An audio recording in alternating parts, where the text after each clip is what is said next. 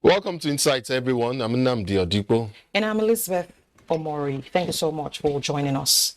On this episode, I will take a look at some of the processes leading up to political party primaries as they struggle to meet with INEC's guidelines and timeframe for slated key stages ahead of the 2023 general elections. Elizabeth is here, of course, and we'll be having a discussion along the lines of family and well-being, if I'm not mistaken, Elizabeth. Well, it's the 2022 Family Week, and we will be examining family values and support systems as they affect the world. Very well then, let's kickstart the conversation.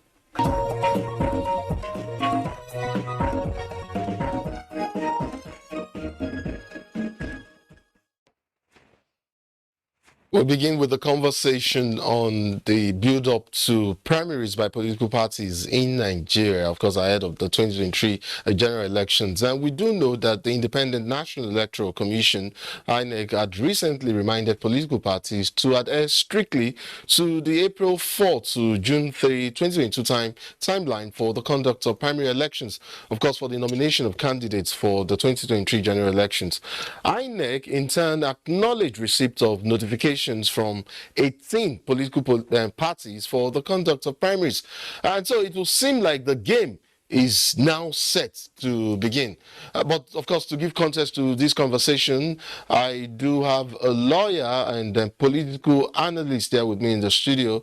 We're going to talk about try to get as much as possible on his opinions on how political parties have conducted themselves so far as we count down to the last couple of weeks to the deadline for the primaries. May Nasra Kugo Umar is a regular on Insight. He is a constitutional lawyer and astute public affairs analyst. Welcome to the program.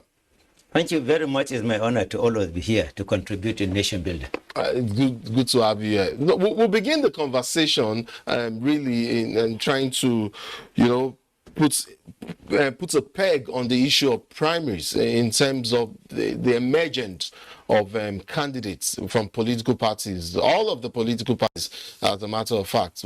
But let's talk more about it from the view of electoral choice, or rather, should I say, where candidates, emergent candidates from, they emerge from the electoral choices of party members, and how it massively impacts on the electoral choice of voters. I understand the imperatives for primaries, totally too, and why primary elections are important. But is it possible that primary elections and candidate ideology may be out of step with that of the primary electorate? What happens in such a scenario? But more importantly, how can political parties ensure that such a scenario does not even arise to significantly inspire apathy and disillusion among ordinary voters, citizens? Fundamentally speaking, whenever we are talking about electioneering process, we should predicate it on provisions of the Constitution. Talking about Section 200, 220, 223, 224, and 225 of the 1999 Constitution. Most fundamentally, Section 223 that talks about the operational conduct of political party, the activities of the political parties, the rules and the regulations, the way the political party will organize itself in tandem with the provisions of the Electoral Act. The Electoral Act is the ground norm in this context. And then when you are talking about the Electoral Act, you have to take into cognizance the new Electoral Act we have gotten on board now. Yes. The Electoral Act, Amendment Act of 2022. Fundamentally speaking, when you take the provision of the Electoral Act as far as Section 29, subsection 1, that talks about giving INEC names of candidates 180 days to the election date. And it is in that context that the Independent Electoral Commission now decides to bring out the timetable. Under the timetable, you have from the period of April 1st down to June 3rd. Yes. That within that period is for the political parties to really organize themselves and then articulate and bring out their flag bearers. But what we are seeing now is that there is a fundamental breach of Section 94 of the Electoral Act. Section 94 is the one that talks about the provision of 150 days to the election when you are supposed to start electioneering campaign. What we are witnessing now is evolution of advancements of campaign before even the period that is designated for the campaign activities. Going by the so-called consultations, the political gladiators are going about around the countries. At this point, they describe themselves as aspirants, and they are inching their campaigns, or sort of campaigns, I would say, on the fact that, look, this is something we have to embark upon. We need to address the delegates, because, of course, the delegates will decide who eventually emerges as candidate of this party, who becomes a standard bearer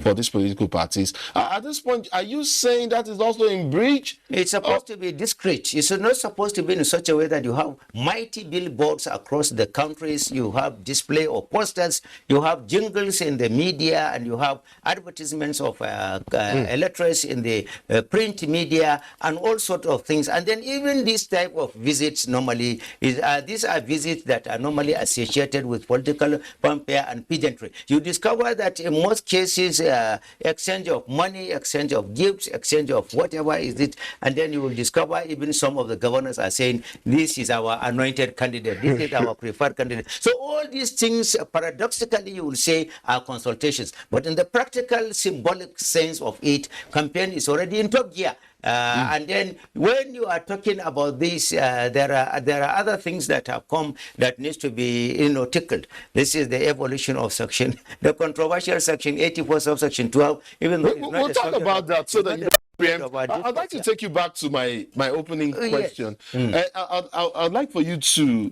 attempt to put that in some form of context for us. I mean, I threw up the issue of political party members, the electoral power of political party members determining who emerges from this party as candidates, and how that is likely, or in some cases, that it may be possible for the electoral, how did I mean, for party, in exercising their electoral power at this point as party members, it may be of step with that of primary electorate, who is ordinary voter. And maybe I should just paint a picture, just so to have you get a sense of what I'm saying. Is it possible that, look, even at party level now, and delegates vote based on some of the subtle campaigns that you referenced there from some of the leading aspirants, and candidates emerge? And, the primary electorate do not find these candidates appealing enough to want to be part of the process. What do political parties do to ensure that such a scenario never arises in the first place? Well, unfortunately, the political process has already been technically strangulated right from the amendment of the Electoral Act. With the acceptance of the consensus principle, for example, you understand, then the power of the electors en masse to really exercise, whether at the level of them being party members, to determine who would be their flag bearers is limited. And then when you take section 14, subsection 1 of the Constitution that says sovereignty belongs to the people, it is supposed to be a universal suffrage. It is supposed to be a system whereby all the party members should be given the right to not determine. Now, how do you determine even the delegates? Determination of the delegates is predicated upon those that have money to purchase delegate forms. And then purchase of the delegate forms is another thing too. When you even eventually purchase the delegate forms, and then you will discover that there are allocations of number of delegate seats by each of the states. In a situation whereby you have more number than the required, more number of interested people than the allocated delegate seats, then that is where another thing will come about to play. Who are those, the favorables, regarding the disposition of the leadership of the party at that particular state, at that particular local government, at whatever level of the representation we are talking in question. And so what I am seeing now is evolution of, what do I call it, democracy by proxy. proxy. That is the way I would like to put it. Democracy by proxy, in a situation whereby some people will be the determining personnel in behalf of the generality of the party members. But what I expected here to even see, not even that one, but the robust education of the citizenry. The fundamental function of every political party is education of the citizenry. INEC has now extended the what do you call it? The online registration of voters. But political parties are doing nothing regarding the education of the citizenry, the mobilization that is needed, so that we'll be able to have higher quantum or percentage of political participation by the citizenry in terms of Section 14, subsection 1 of the Constitution. So, practically speaking, what we are seeing now is a situation whereby the leadership of the leading party in the country, given a scenario of where the party chairman emerged, as well as all the party leaders, if replication of that is what we will see in determination of those that will be the flag bearers of the respective parties, then it is democracy participation by representation will eventually see. I hear you clearly. I mean, but I'd like us to stay on this whole believability factor. I mean, of course, both for the aspirants and their parties. So when you say that political parties, when you say that political parties, for instance, there's a word for it, that they prefer excellent clues as to the possible challenges in the general election. How does that translate to becoming a meaningful indicator of where politics in the country is likely headed to? Well, you see, there will not be much problems as you are envisaging. The reason why there will not be much problems is that almost all the political parties in the country are not predicated on ideology. Almost all the political parties do not have assemblage of catalog of what they have as a vision and mission for Nigerian citizenry. You will discover that somebody who is a foundational member of Peacock Party will eventually be the leading candidate or even the chairman of Guinea Fowl Party. So that is this thing we are seeing. So none of the political parties is having a robust assemblage of catalog of what we want as a social, symbiotic social contract between our party. Minister, are you not being presumptive or preemptive here? I mean, we've just the campaign are not here, but I have the sense that you mean by now we should have an inkling, an idea of where parties or these aspirants are leaning towards. Or otherwise, would you say across board, we're not likely to see difference in ideology, difference in agenda? There will not be possibility of even difference in ideology or agenda when there are no differences in democratic personnel. In the personalities that are manning the two parties, there are no differences. There are no differences whatsoever. So they are seeing the political parties more or less as vehicles of convenience. Which vehicle will take me quicker, in a more comfortable way, and at a precise particular time to the destination I want, that is the office. And besides, the way the political parties have placed interest of money rather than interest of materials, quality personnel, quality people that should be recruited to be their flag bearers is most unfortunate, because the interest of money is now the driving force. Who is having what bulk of money to purchase our nomination form? They call it donation anyway, to support the political party activities. Whether you call it donation or whatever, the most important thing is to acquire expression of interest. That is the interest. Rather than, I haven't seen, even though there will be what is called a screening of the aspirants. There will be screening of the aspirants, but the screening of the aspirants based on the template that is there at the back of the expression of interest form is predicated upon examination of one, your membership of our political party, two, the credentials, the veracity of the credentials you are presenting, number three, the educational qualifications, number four, whether you have resigned or you have not resigned from your duty post. These are the things I have not seen anywhere where it is said that predicate your aspiration upon what you want to enrich, what you want to enrich towards the interest of the ideological stand of the political party. There is nothing like that. So what is there is normally is that who has what it takes to galvanize the preponderance of the interest and the opinions of the leaders of the party to support you to be given the mandate to represent the party as the flag bearer. I mean, you said this, and I mean, I don't know. Some years ago, I read this piece in the National Daily. It's I mean, it's titled "The Courts and Internal Democracy in Political Parties" by Dr. Adeyemi Baniru, SAN, of course, where he said, and I'd like to quote him here. He said, "In Nigeria, the biggest and most constant headache that confronts legal advisors of any political party in Nigeria is the non-observance of internal democracy by the party hierarchy." End of quote. There's a not so subtle inference here that whichever way you look at it, and for many years too, internal democracy has been slaughtered on the altar of imposition, which is sometimes camouflaged at the level of primaries as the majority having their way. Or should I say, mobilized to have their way. The root cause of it is self-aggrandizement. It's tailored on self-aggrandizement. That is the root cause of it. So long you don't respect the dictum of the constitution of the party, so then you create aberrations in the political system. Aberrations in the sense of some positions called party leaders. For example, when you now rely solely on the protege of the president or the governor in respect of the state, he should be the one to show the directional compass under which the silica of the party's hegemony will rest. Well, when you now decide that whosoever the president anoints in court will be the one that you will support, you are jettisoning the meaning of democracy. You are jettisoning the meaning of political party participation. What we are witnessing now is a situation whereby they are always looking at the directional compass of where His Excellency will see.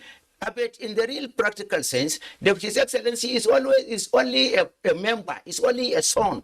In the Second Republic, for example, when, for instance, His Excellency President Shehu Shagari wants to have a meeting, he goes to the party secretariat to hold the meeting. And when he meets Chief Adisa Achinlowe as the party chairman then, and then, what do you call it, the party secretary, when he meets the two of them, he sits at a lower seat. While they are the parents, they are the ones to say, you are our son, go and represent us in this noble capacity. This is the compendium of the agreements we have, the social contract with the Nigerian public, which talks about the list of the articles of the things they will do in the education sector, in the health sector, in the defense sector, internal affairs, social relationship between the divergent tribes and these things, so as to cement them in the dictum with section 15 subsection 1 that says the motto of Nigeria is peace and progress, national unity and national cohesion. All those type of things are now gone. They don't normally even meetings of political parties. They are rushing to go to the government house. The governor or His Excellency the President is too big to go to the party secretariat to hold meetings. These are reversals of the real, genuine, germane political norms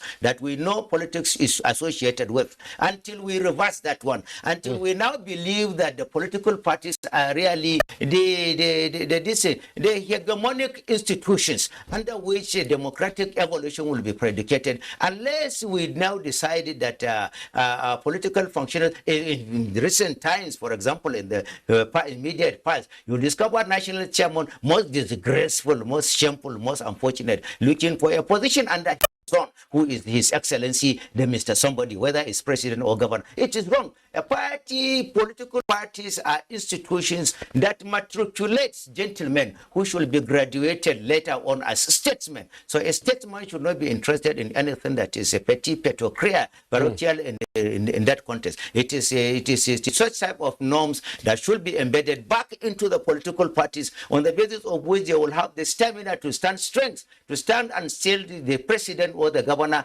that what you are doing is repugnant to our own assembly of our rules and regulations, or is repugnant to our own promises, campaign promises and campaign accord with the Nigerian citizenry. Then they will, when you are now sworn in, they give you a document. That document is the social contract the party has signed with the Nigerian people and formally. But unfortunately, what we are seeing is that the moment His Excellency is being sworn in, at the venue he is being sworn in, he leaves that particular vehicle called political party that brings him into victory. He enters another political party, which is the party of himself and his cronies, who will be the ones to be determining what will be the direction. You know, I hear you clearly, and I mean, of course, I want to Well, I agree to you to some extent, and then of course we see how some of these things play out. We monitor the polity and the trends, as it were. But would you not say there are genuine attempts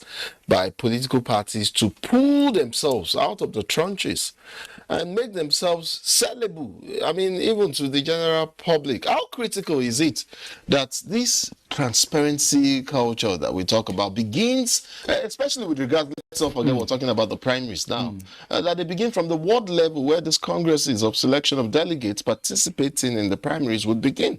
He who pays the pipe dictates the tune.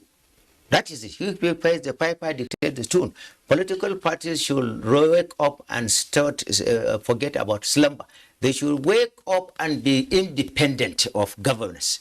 Political parties should wake up and be independent, and that is when you will be able to really be, on board regarding the determination of who represent the party at what level, who is what at what party. In a situation whereby political parties now at the end of it produces aspirants, and then you are leaving the aspirants to be the ones to set up their own political campaign machineries. Unfortunately, some of the aspirants have even established political party structures. Some of them have even appointed their directors generals and principal officers for the campaign, which is repugnant to the provision of Section 92 of the Electoral Act. They are supposed to wait until when you are eventually given the mandate of the party, say you are the representative of the party, it is at that level you will now come back and then sit down with the political party, so that the party will be the one to predicate who and who and who and who should superintend your political campaign activities, rather than you independently establishing it because you think you are richer than the party. The political parties should wake up from slumber, should think of other areas and means of generating internal finance, so that you will be independent, not rather than becoming a beggar who will be relying on his children to give him some stipends, ways on which to be running the party activities. Political parties should learn to be independent economically. Political parties should learn to be independent when it's come to issue of their operations regarding how to scrutinize, evolve, bring out political aspirants, and eventually determine who will be the political flag bearer to represent your political interests. That is the way when at the end of it, when you now become the midwife that will produce the campaign team and other things, then you will not be able to dictate to him. These are the things we would want you to do in the office. You are there as our ambassador, and then periodically you should be calling him to the party secretariat, be telling him, yes, you are doing wonderfully well in this sector you need to wake up, this sector you have not touched it, this sector, and then by virtue of which you will be able to tell him so individuals have performed gallantly excellent during the electioneering campaign. Put him in the cabinet, but where you now did not have any input regarding the electioneering expenses, the electioneering activities of a candidate, at the end of it, he is at the level to determine who he wants to appoint, bearing in mind, for example, the president under Section 190 of the Constitution that has given him avalanche of opportunity under Section 147, 150, 174, 153, and so many other sections to appoint lieutenants for himself. That is the reason why you will discover that he will say, I will not be interested in picking from the political class. Rather, I will prefer to pick from the technocrats so that the nation will move forward. So political parties should calibrate themselves well and re-examine themselves with very serious microscopic eye specs, and then find out those areas that they need ideological clinical surgery in the way they operate for Nigeria. Well, I do agree with you, yeah. But of course, I was still talking internal democracy within the parties, referencing the primaries. So I do know that for over the last couple of years, we've had calls recommending, among other things, that INEC, should, of course, aside INEC, that another agency should be set up to monitor political party nomination processes, just so we ensure free and fair voting, rooted in internal democracy. Doesn't it amount to duplicity of function if INEC is already doing that, and further financial burden on the country, or is an agency like that, would it add value to the process? No, in all honesty, I do not subscribe to that view. My position is that INEC should be strengthened.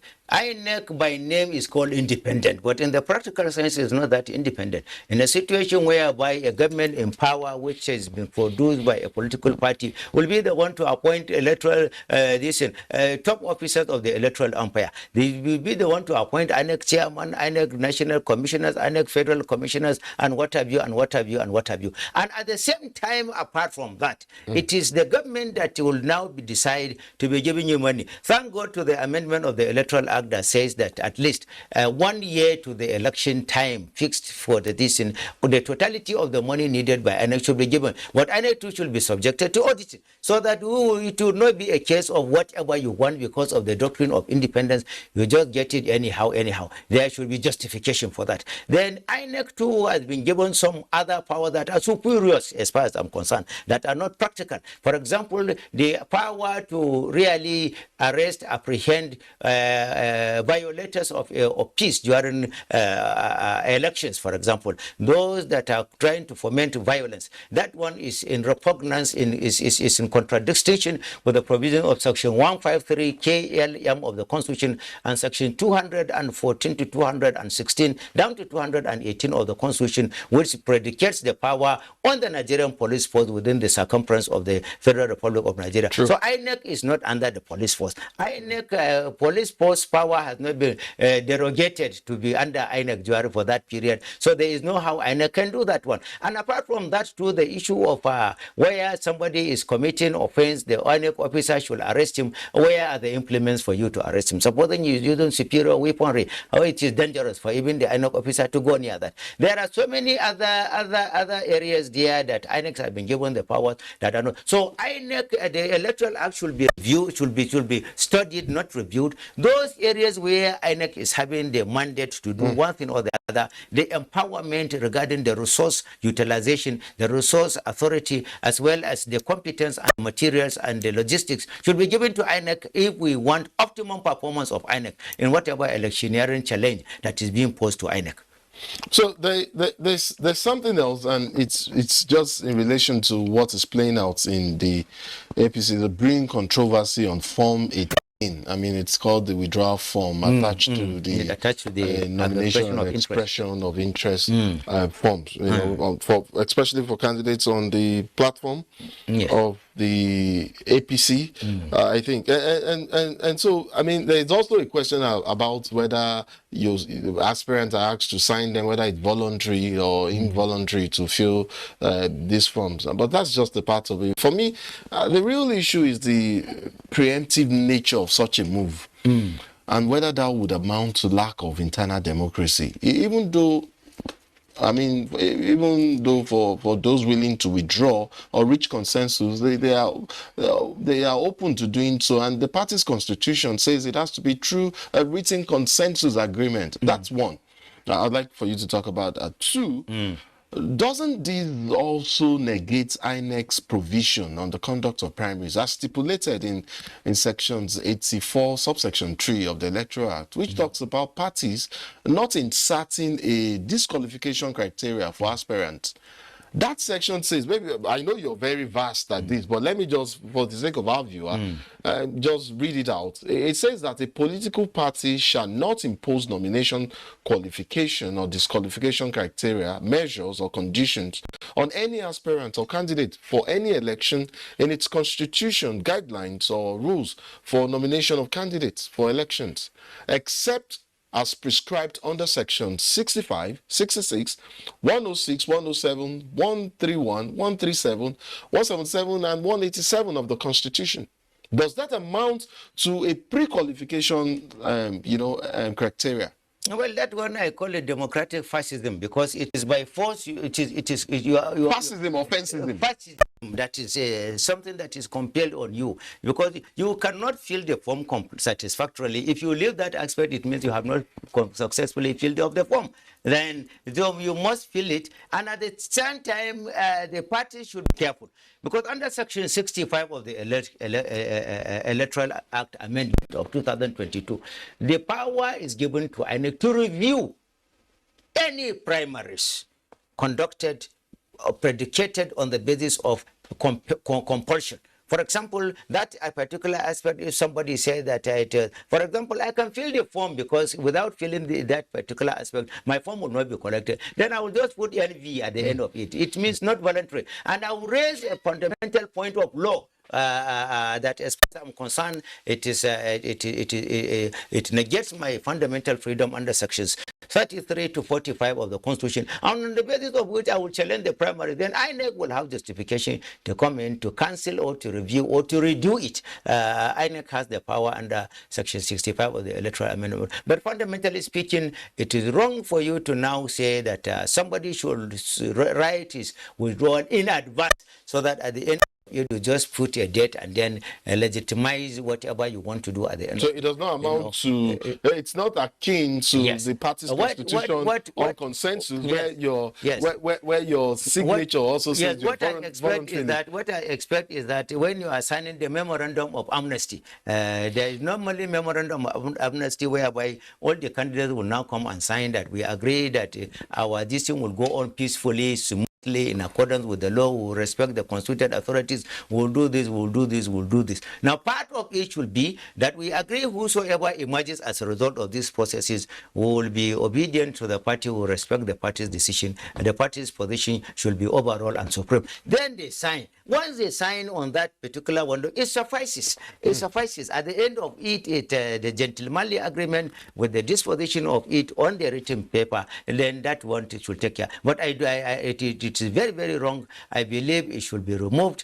So many other aspirants is one of those reasons that they are delaying the return of the forms. Because when they look at it, it is giving you this thing with one hand and taking it away the other hand. If they want to do it, there's a more civilized way they should have done it. They should apply the principle applied to the same APC chairman, Abdullahi Adamu. When they were looking for consensus, they said, okay, all the other co-contestants should be returned back their money. Their money were returned. But here, the national chairman of the APC clearly said unequivocally that nobody will be returned a kobo when you withdraw. So the time you said nobody will be returned a kobo, then you shouldn't compel him to subscribe to, what do you call it, consensus. You shouldn't compel him to subscribe to consensus, whether by signing or whatever, because you cannot eat your cake and have it. Well, for now, we know that all of the aspirants are going to the field to slug it out. No, not all of them. Not all of them. No, I mean, because at the level of the bulk of the aspirants, for example, the bulk of the aspirants that are like to, aspiring in violation of Section 84:12,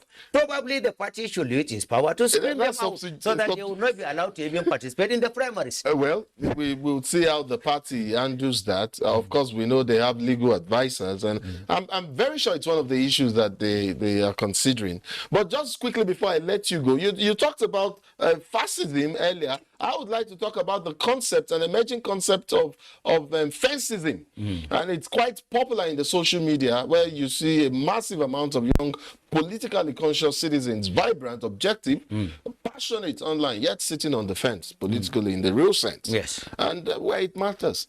Yes. Does fencism, now that does it amount to political neutrality? And is it possible that sorry, let me just land. Is it possible that we can someone like me, you, average, can be without a political bias in a country like Nigeria? No, certainly. If you really know that politics, like I said, is an evolutionary profession. And where would that take us to, if that is possible? If you entrench a lack of political bias in your mind, you decide that you are apolitical, for example, then it is the interest of the nation that you put over and above any other consideration, and by virtue of which you will not take politics as a game of do or die. You will take politics with less bitterness. In other words, you will look at the merit side of the contest rather than who emerges by virtue of in what context will it benefit me.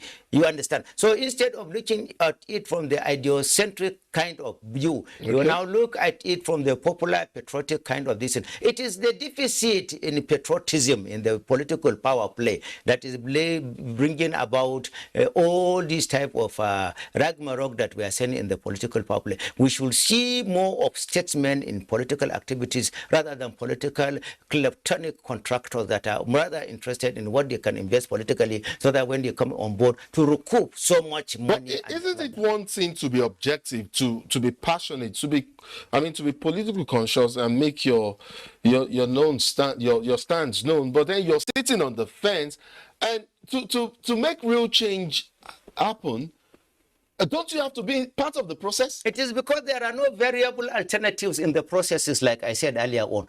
All the political parties, their differences is only in name.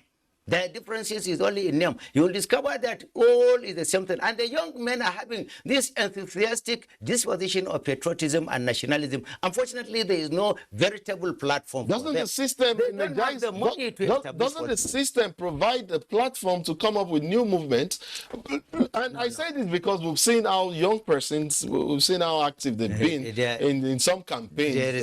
You and I were in this country. We saw how mobilized they were during the NSAS campaign. Provision for independent candidature, but that one is only in theory. In the practical sense of it, there is no room for poor man as far as political activities is concerned, and no room for these young men. The nation should look at it very well. 62% of the citizenry are the young men. We should look at them from the potentiality aspect of their productive resourcefulness, rather than looking at them as spanners. The politician is looking at young men on the average as spanner. He uses him at the time he now fixes everything comfortably based on the interest he wants. He now keep it aside until when the time for the need for them comes about. And unfortunately, the young men too are so much interested in what they will gain. They are so lackadaisical, more interested in seeing political jamboree as avenues to make it, rather than avenues to see how they can partake in nation building. Greater number of them, the deficiency in that patriotism is what is the problem. Patriotism. So definitely speaking, there should be the need for more education, more orientation. So many of them do not even have voters card. They are only sitting on the fence to go and queue there. They are waiting for somebody to come and... We talk about fencism. Yes. And I'll give you a typical example. You know, a couple of days ago, I spent some time, considerable amount of time, at a petrol filling station to get out in my attempt to get fuel.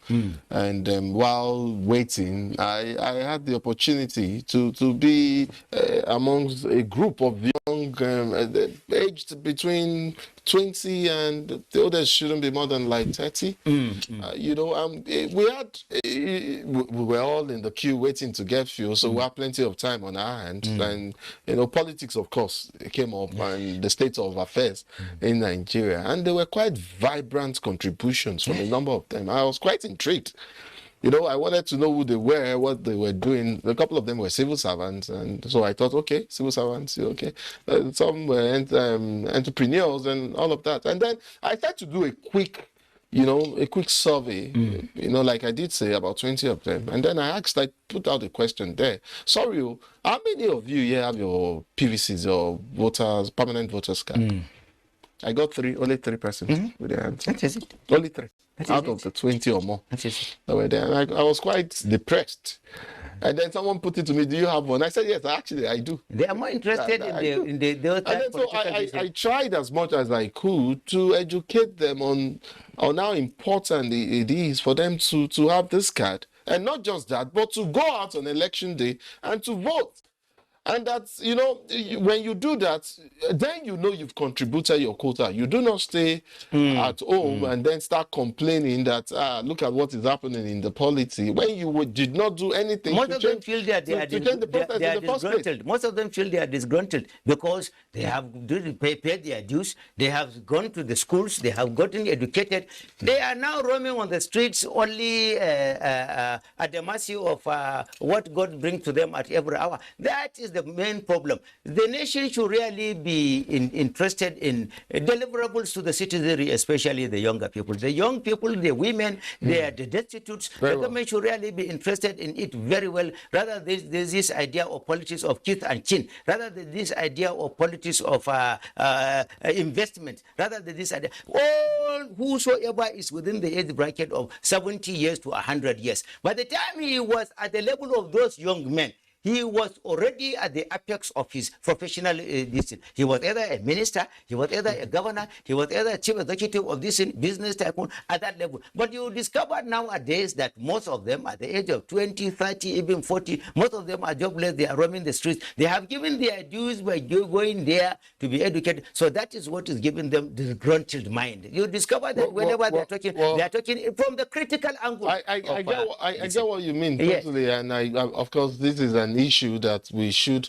really look into, and of course civil society also needs to step up activities in this area. I know a couple of them are out there, and I do know that one of such group has created a platform to engender, youth participation in the coming election, using conventional and that is traditional and non-traditional ways to encourage young persons, who already have attained the age of voting to be part of this process. I think it's important, especially when we know that they constitute the bulk of registered voters in Nigeria. I mean, but this is the much we can take on the program. Nasra Kugo Umau. I mean, it's always a delight listening to you. Your view, your opinion on this subject matter has been quite intriguing. It's been a pleasure having you on the program. Constitutional lawyer, and like I did say, astute public affairs analyst, Nasra Kugo Umau. Thank you so much for coming on this site. Mr. Nnamdi, it's always my honor to be before you. Thank you very much. Elizabeth Omoru is up next. Life has changed so much for most people in the modern world. With the advancement of technology changing cultural norms, new priorities, and new forms of communication fueled by the internet, it's natural to wonder what the importance of the family is. Is it a dying institution that has no place in modern life? As we celebrate the International Week for the Family, we will explore basic ingredients to building a healthy family. My guest, Prince Mike Imo, National Chairman, Host Communities of Nigeria Producing Oil and Gas, will deal on the issue before us. Prince Mike, thank you so much for joining us on the program. Thank you very much. All right, families are hubs of traditions. When we consider the times we're in now, we tend to ask the question, do we still have these values in place?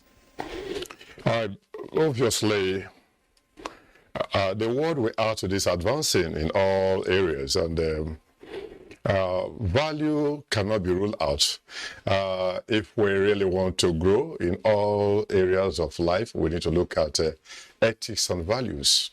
The absence of ethics and values, there will be a lot of lucency.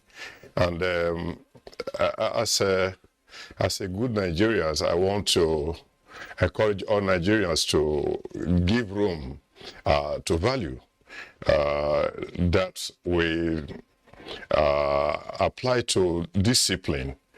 All over the world today, there are a lot of crises here and there. Nigeria is not an exception, but then the value must be looked into. There are crises. In the midst of the crisis, there are developments, technological developments and advancements here and there. If we look at politics, also the development, Nigeria is now growing in terms of politics. So our values become very, very important. But when you look at the whole world, there are crises here and there. A lot of, we can see, we experience what is happening within Russia and Ukraine and other aspects. Coming back home, we can see what is happening within the northeast and the middle belt and southeast and all that. These are the things that lead to challenges, and we as leaders, we are bothered about all these issues. In terms of advancement, we discovered that after the Civil War, Nigeria zoomed into oil boom, and there were a lot of development here and there. Nigerian Airways was there, the Nigerian Railway was there, the steel mill at Abuja, Delta City was there, the APNT supply was there, and so forth and so on. But presently today, we don't have all that in place anymore. thank God for Mr. President Muhammadu Buhari, who came with the innovation of diversification from oil and gas to agriculture. All these are part of the developmental challenges, and with this we add more value to our living and so forth and so on. It looks like family support systems are no longer there to put individuals on the track. Not forgetting the fact that we have several initiatives by the government to ease the burden on family. How do we put ourselves on track in terms of family support and family values? In terms of family support and family values, it is important that we lay the proper economic foundation for our family, proper academic foundation for our family. If the family will actually advance, if the family will have more value, then the head of the family at home, let me count on the husband, need to be a good supportive to the wife, to the children, to encourage the wife, to build up the wife, build up the children. Let me use myself as an example. I don't want any of my child to suffer. And, God gave me 4 boys, 4 girls, and they're all graduates. So I've laid a proper foundation for the family, and they are doing well. And that's what we expect every family to do. So I think that the only way we can develop add value to our family is to lay the proper academic foundation for the family, lay the proper economic foundation for the family, a foundation of durability, solidity, and generation profitability. So I think it becomes very, very important that everybody think about the family, to build up the family. Interesting. You talked about the children. They learn a lot from parents and society. But the rate at which families and marriages are breaking expose the children to all sorts. How can we have a better and healthy homes devoid of rancor and hate? We don't discipline our children anymore, any longer. We allow them to watch all sorts of social medias and so forth and so on. Our children do not even practice our culture, our tradition. They don't know how to speak our languages, and we're losing value in terms of our culture because of the modern kind of life that our families are living today. A father and a mother that are Yorubas, they choose speak Yoruba to their children. The Yoruba should know, their children should know how to speak Yoruba. If they are Igbos, the same thing also. But when you marry within the Yoruba and the Igbo, or within the Hausa and the Isoko, I think they will be speaking English language, but then they still need to think of what to do to practice culture and tradition in order to add more value to it. The family should plan very well. Most families do not really think about generational wealth anymore. Some children fend for themselves. They send themselves to school. The issue of generational wealth is very, very important. That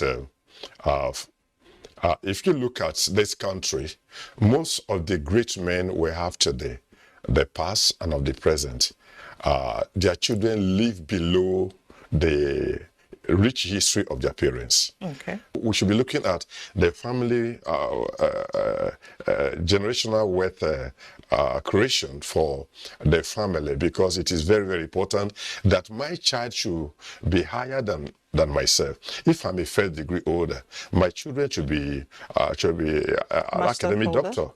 They should be higher than me academically. If I'm a successful businessman, my children should do better than I. So by so doing, I'm laying a solid foundation and a generation wealth for the children unborn, that when they grow up, they will discover. My father was a traditional ruler, and my great-grandfather was a traditional ruler. My father was a traditional ruler. They laid the proper foundation, and we grew up, and we are building upon that, and we are getting better, richer than my great-grandfather and my grandfather, even than my father. So that's what you'll be thinking. We shouldn't just be producing the children, not think about how these children can live better, 3 times or 5 times better than with the parents that gave birth to them. So good name is better than riches. Let's maintain good name when building our family, then let's be thinking about generational wealth for the children unborn. Not that we're counting that yesterday was better and today is bad, tomorrow become worse. No, that's a very, very wrong innovation. As a homogenic innovation dietitianist, I would say that everybody should take it as a point of duty to make sure that the children are well disciplined, well taught. They should not support any criminal art, any illegality in the practice of their children. Interesting. Now, you said a good name is better than riches. Is that still applicable in life now? Well, I think with the Bible standard and the Quran standard, I think that we need to build our family back to where they can have a good name that will be better than riches, without encouraging them to go into, either they call it Yahoo or whatever kind of gambling that's detrimental to the future. So I think it is very, very good if we build our children in a way that will be well disciplined. Then they can grow up with a focus to maintain a good name of the father. No matter how rich you are, if the name is soiled, the name is soiled. But a good name is better than riches, and politicians should take a challenge on the issue of building a good name. Monetarily, academicians are very good. Professors, lecturers in the higher institution want to build their children. They doesn't want to destroy their name. Authors doesn't want to destroy their name, because good names is better than riches. Not just amassing riches here and there, no, but the good name counts. The good name counts. Now, you are a custodian of culture. What role is the traditional institution playing to ensure that the marriage system retains its place in tradition? Basically, the traditional institution is such a one that is highly venerated all over the globe. And the traditional rulers maintain their culture, wants their kingdom and their community to practice the culture, obey the culture. I'm always proud of Oba of Benin. Anytime I'm in the palace, above the Olu of Warri, and a lot of traditional rulers, I visit their palace, and their traditional chiefs, the prince, and so on and so on. It is good that we educate our people. It's naturally unfortunate today that Nigeria, we don't have history again in our academic curriculum. I think it is bad. Rich history, we have it. What the role that the traditional ruler play, because of rich history, you'll be able to count on the, maybe you talk about the Benin, you talk about the Yoruba, you talk about the Ogbani Regu, and so forth and so on. That's when they were history. Today, there's no more history in Nigeria academic, secondary school, primary school, and high institution, which is very, very bad. I think that if we go back to history, we will trace back history to the traditional rulers, and the traditional ruler, the great role that they'll be playing. If we all look towards issues of discipline, issue of value, issue of laying proper foundation to be able to have a country that will work emulation all over the world, then traditional ruler need to be involved. Then clergymen need to be involved. You and I need to be involved so that we can create enabling environment, peace for development. All right. On a softer note, before I let you go, you know, some persons say, oh, the mother is responsible for the home. She's to be there. She's to build a good home. But really, as an authority in your home, who is responsible for building a good and healthy home? The building of the home is the duty of the father and the mother. It is not left for just the mother. But the fact is that the 24 hours that makes a day, the mother spend not in less than 16 hours with the children. Okay. The father is always out of station, out of home. You know, men, they will go to work. When they close, they go to one area to the other, one garden to the other to take leisure, and the children are left for the mother at home. And so the mother suffer all the consequences. But the natural aspect is that when children are under 20 years old, the female children, of course, obey their parents. When they are over 20 years old, they disobey their parents. When the boy is under 20 years, the boy is a radical, is a rascal child. He will run up and down, play football here and there, wouldn't assist the mother at home. The girl will be doing the job, assisting the mother. But when the girl grow up over 20 years, the girl now get to secondary school, university, and get married. She's out of home.